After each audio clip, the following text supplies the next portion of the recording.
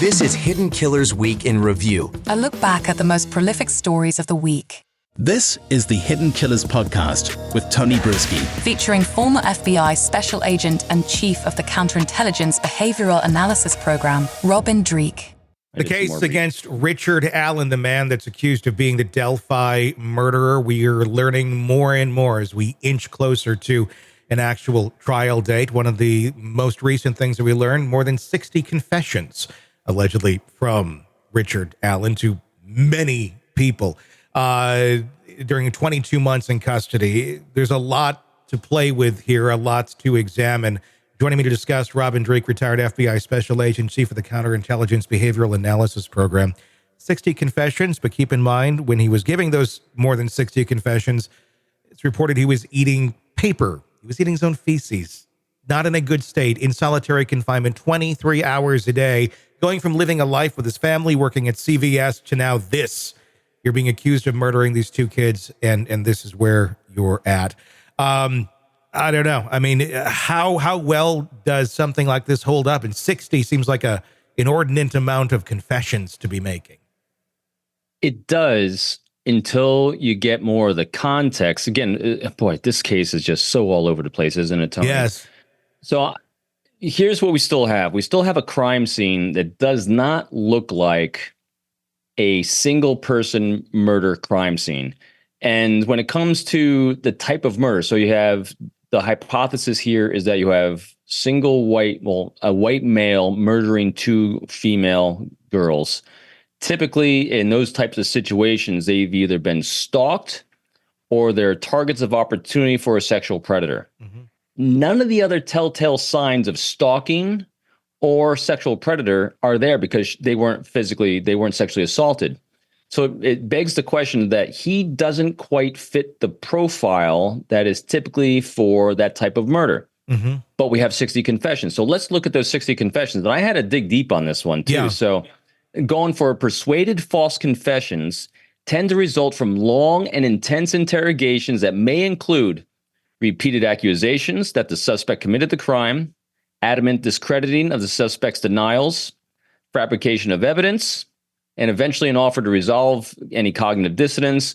And it's the continued suffering mentally, emotionally, and physically that it tends to induce those confessions. And I think 22% of those that were false confessions were mentally challenged or in a state of depression, which there's a claim there that, and 10% did have a diagnosis of mental illness. So, I mean, there's a lot for defense, I think, to play with to discredit those confessions if they go down that road. Well, I mean, you think about it, and you're sitting there, 23 hours a day in a very, very small cell, and you're being taunted by the guards. We've heard reports of that. He wasn't even really allowed to meet with his attorneys very well. It was like literally through the little door. I mean, he was denied a lot of his rights, like without a doubt at this point. Yep. They're finally just now moving him to a jail facility outside of the prison facility. If you're there and you feel like there's really no way out, and I don't know how you would feel there's any way out after a certain amount of time, I think you'd say almost probably anything to get out of that situation. And I do wonder, what was being said to him? What was it? Was he being taunted by some of these guards who have the Odinism patches and all of that on? Just admit it, just say it, and you'll get out. Just tell us, tell it.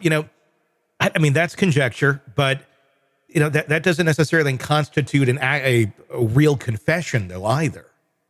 I know. And also, I mean, he knew some facts and details, apparently, in those confessions that only the killer would know. Mm-hmm. But then on other occasions, the confessions contained things that were complete fabrications as well. This is all over the board. So this is definitely one of those cases where we're going to have to wait to go to see where the facts lead us in the details, because it's really all over. As an investigator, how do you weigh that when, on one hand, they're saying things that actually is accurate to the crime scene, and others, it's like that has nothing to do with this. I mean, does one kind of negate the other, where it's almost like if you're trying to get out of that situation, you're going to throw anything at the wall that sticks? And yes, some of those details may seem to be like they are the killer, but the other half are not at all. So one of the reasons why it's a great question, Tony. One of the reasons why I'm not jumping on the he's guilty bandwagon with all these confessions is because it doesn't fit his behavior arc. Yeah. Not just his behavior arc, but it's not fitting the behavior arc of someone like him. It's not this type of murder. Again, as we were talking before the show started, I consume a lot of information to try to keep informing myself, keep refreshing my memory on all things abnormal psych. Yeah. And I just reread John Douglas's book,